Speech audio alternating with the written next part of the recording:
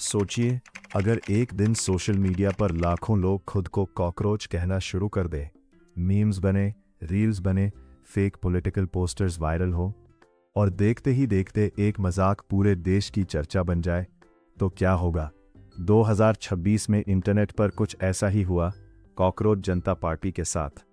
पहली नज़र में यह सिर्फ एक फनी मीम ट्रेंड लगता है, लेकिन जब इसकी गहराई में जाते हैं तो ये भारत के युवाओं की फ्रस्ट्रेशन, बेरोजगारी और सिस्टम के प्रति गुस्से की कहानी बन जाता है।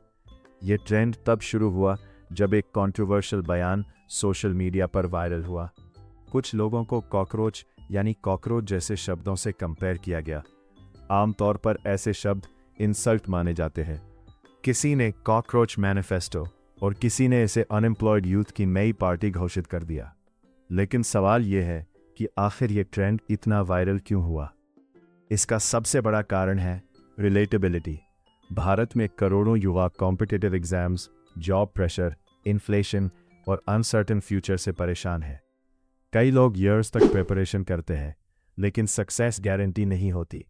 ऐसे में जब कॉकरोच जनता पार्टी ने डार्क ह्यूमर और सार्केज्म के जरिए इन फ्रस्ट्रेशंस को दिखाया, तो लाखों लोगों को लगा कि ये मीम उनकी अपनी कहानी बोल रहा है। ये सिर्फ कॉमेडी नहीं थी, ये इंटरनेट जनरेशन का कलेक्टिव इमोशन था। धीरे धीरे ये ट्रेंड एक नए प्रकार की मीम पॉलिटिक्स में बदल गया। पहले पॉलिटिक्स स्पीचेस और न्यूज़ डिबेट्स तक सीमित रहती थी, लेकिन अब मीम्स ही नई पॉलिटिकल लैंग्वेज बन चुके हैं। Funny edits, anime style posters, dramatic speeches और आयरॉनिक स्लोगन्स के जरिए लोग अपने विचार एक्सप्रेस कर रहे थे। सबसे इंटरेस्टिंग बात यह थी कि बहुत से लोग इसे सीरियसली सपोर्ट नहीं कर रहे थे, लेकिन फिर भी हर कोई इसका हिस्सा बनना चाहता था, क्योंकि इंटरनेट कल्चर में कभी कभी आयरनी ही सबसे पावरफुल आइडेंटिटी बन जाती है। सोशल मीडिया एल्गोरिदम्स ने भी इस ट्रेंड को और तेज़ी से फैलाया। कंट्रोवर्सी, ह्यूमर और रिलेटेबिलिटी, ये तीन चीज़ें किसी भी कंटेंट को वायरल बना सकती है।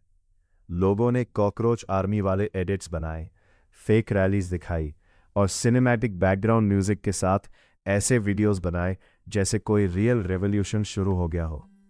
कुछ क्रिएटर्स ने इसे प्योर कॉमेडी बनाया, जबकि कुछ ने इसके अंदर छिपे सोशल मैसेज पर फोकस किया। यही वजह है कि ये ट्रेंड सिर्फ मीम्स तक सीमित नहीं रहा, बल्कि ऑनलाइन डिस्कशन का हिस्सा बन गया। लेकिन अगर ध्यान से देखें तो इस ट्रेंड के पीछे एक हिडन एंगर भी दिखाई देता है।